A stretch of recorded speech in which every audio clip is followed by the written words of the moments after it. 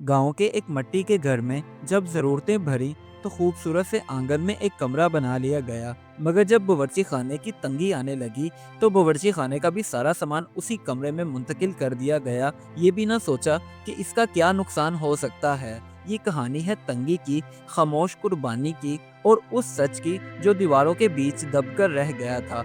आखिर बावर्ची खाना उस कमरे में मुंतकिल करने के बाद उस खानदान को किन मुश्किलात का सामना करना पड़ा, ये वजह जानने के लिए कहानी को मुकम्मल देखें।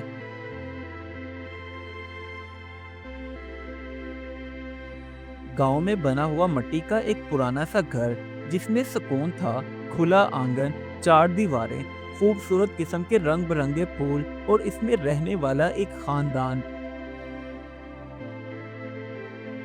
जैसे जैसे वक्त गुजरा तो घर में रहने वाले लोगों की ज़रूरतें बढ़ने लगी, जिसकी वजह से घर के सरबराह नदीम ने अपनी बीवी नजमा से कहा, नजमा, हमें कुछ ना कुछ ज़रूर करना पड़ेगा, वरना ऐसे नहीं गुजारा हो सकता।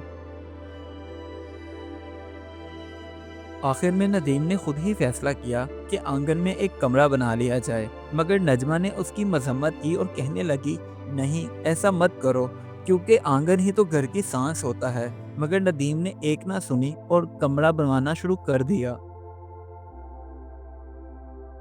चंद दिनों के अंदर ही नदीम के आंगन में कमरा तैयार हो गया। मगर जब नजमा ने देखा तो उसने फिर सवाल उठाया, मेरी बात सुनो, हम बावर्ची खाने का सामान कहाँ रखेंगे? कमरा तुमने छोटा सा कहा था, मगर तुमने इतना बड़ा बनवा लिया। ये भी नहीं सोचा कि बावर्ची खाना कहाँ लेकर जाएंगे। नदीम अपनी बीवी नजमा की बातें सुनकर थोड़ी देर के लिए तो परेशान हुआ, लेकिन बाद में उसे कहने लगा, कोई बात नहीं, खाम में ही तुमने इतना मसला बनाया हुआ है।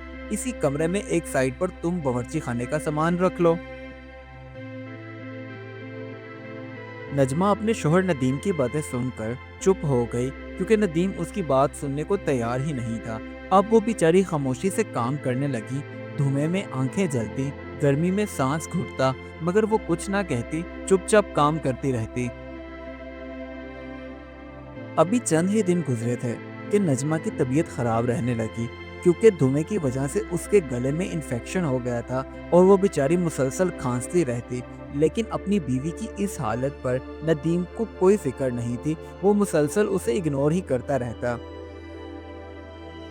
घर का खूबसूरत सा आंगन खत्म हुआ तो रोशनी भी कम हो गई, जिसकी वजह से बच्चे भी बाहर खेलने से महरूम हुए और वो बेचारे परेशान हाल घर के अंदर ही रहते, जिसकी वजह से वो दिन ब दिन बोझल होते जा रहे थे। हर गुजरते दिन के साथ नजमा की तबीयत मजीद बिगड़ने लगी। वो बेचारी सारी रात सो ना सकती और खांसती ही रहती। बच्चे भी परेशानी में माँ की तरफ देखते और पूछते तो माँ आगे से कहती, मुझे कुछ नहीं हुआ, मैं बस थोड़ी सी थकी हुई हूँ। 2 महीने गुजर जाने के बाद आखिरकार नजमा बेचारी अपनी हालत से आरी शोहर के साथ गुस्से से बोल ही पड़ी, तुमने क्या हम पर अजाब मुसल्लत कर दिया है? अच्छा भला तो हम गुजारा कर ही रहे थे। मगर नदीम ने उसकी एक ना सुनी और झगड़ा बढ़ने लगा। नजमा का बर वक्त इलाज ना होने की वजह से वो बेचारी बिस्तर के साथ लग गई। अब बीवी की हालत देखकर नदीम के दिल में थोड़ा सा एहसास पैदा हुआ और वो खुद से कहने लगा, मेरी बीवी की हालत मेरी वजह से ही है। अगर मैं ये ना करता तो आज मेरी बीवी तंदुरुस्त होती। नजमा की बीमारी की वजह से घर में खामोशी सी छा गई। बच्चे बेचारे भी सहमे सहमे रहते और आखिरकार नदीम भी इस सोच में पड़ गया कि सहूलत के चक्कर में मैंने सुकून और सेहत दोनों बर्बाद कर दिए हैं। बस फिर अगले ही दिन नदीम ने मजदूरों को बुलाया और उनसे कहने लगा, ये कमरा मेरे आंगन से तोड़कर ख़त्म कर दो और मेरा आंगन खुला हो जाए, ताकि मेरा सुकून वापस लौट आए। आखिरकार घर में वो घुटन सता कमरा खत्म हुआ तो आंगन खुला, हवा लौट आई, रोशनी भी वापस आ गई और दिलों में नरमी भी पैदा हो गई, जिसकी वजह से घर में सुकून वापस आने लगा।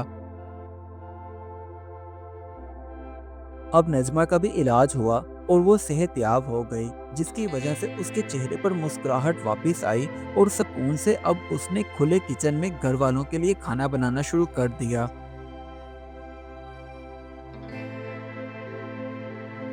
کھانا بن جانے کے بعد ندیم، نجمہ اور ان کے بچے سب نے مل کر آنگن میں بیٹھ کے خوب مزے کے ساتھ کھانا کھایا، گپیں لگائیں، ہنسی لوٹ آئی اور گھر بھی اب گھر واپس لگنے لگا۔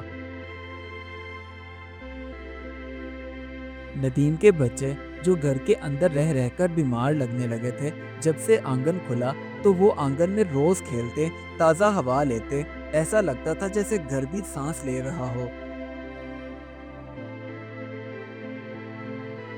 آخر کار ندیم کو بھی سمجھ آ گیا کہ دیواریں بڑھانے سے گھر بڑا نہیں ہوتا، بلکہ دلوں کو جگہ دینے سے گھر بنتا ہے۔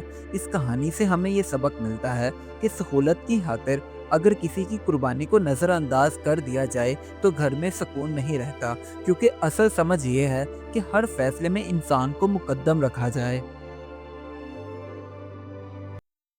Do like my videos and don't forget to subscribe my YouTube channel. Also press the bell icon.